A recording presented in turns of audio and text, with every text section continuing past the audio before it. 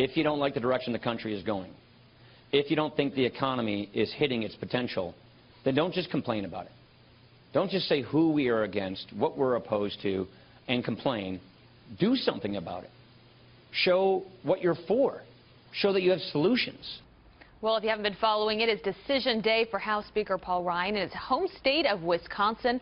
Ryan is in a heated battle for his seat against fellow Republican Paul Nealon. Well, they're facing off today in a primary that has been dogged by controversy, and that is where we find Mike Tobin. He is live in Janesville, Wisconsin, with the latest. And Mike, you know, no one was really talking about this race until Donald Trump came out and praised Paul Ryan's opponent.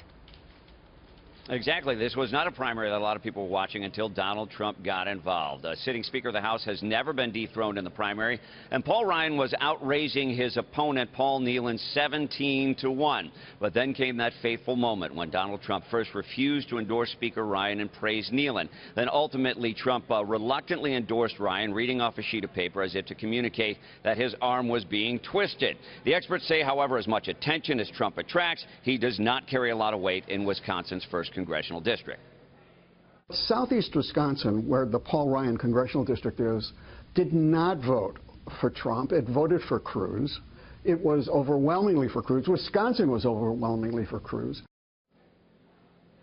Now, Paul Nealon is an executive with a water filtration company. He falls to the right of Ryan. He's called the Speaker a soulless globalist, says that he's grown in a petri dish in Washington, D.C. He's done ads showing off his tattoos. He's challenged Ryan to an arm wrestling match and attracted the support of Ann Coulter, Michelle Malkin, and Sarah Palin.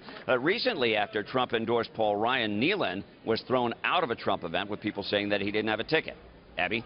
Well, and this all comes as there's been discussion about Wisconsin maybe going red for the first time since Ronald Reagan. Does this dust up, if you want to call it that, with Ryan hurt Trump's chances of doing well there? It doesn't help Trump in the general here in the southern part of Wisconsin because Paul Ryan is terribly popular here, polling upwards of 80% among conservatives. It also doesn't hurt him that much either because Trump supporters are anti-establishment. Ryan is viewed as part of the machine. Trump is definitely an underdog in Wisconsin. On one hand, you'd think that it might be a decent state for Trump because it's whiter than the national average. There are a lot of non-college educated whites in Wisconsin, maybe people that, would be inclined to support Trump. Now, Ryan's side is confident but taking the primary very seriously. Everyone remembers what happened to Eric Cantor. We saw him working the campaign trail at a couple of manufacturing facilities yesterday. He's also been working talk radio. We saw how influential conservative talk radio is here in Wisconsin when the primary happened. Abby? I'm sure Ryan is hoping to get back to life as normal tomorrow. Mike Tobin live for us. Thanks, Mike.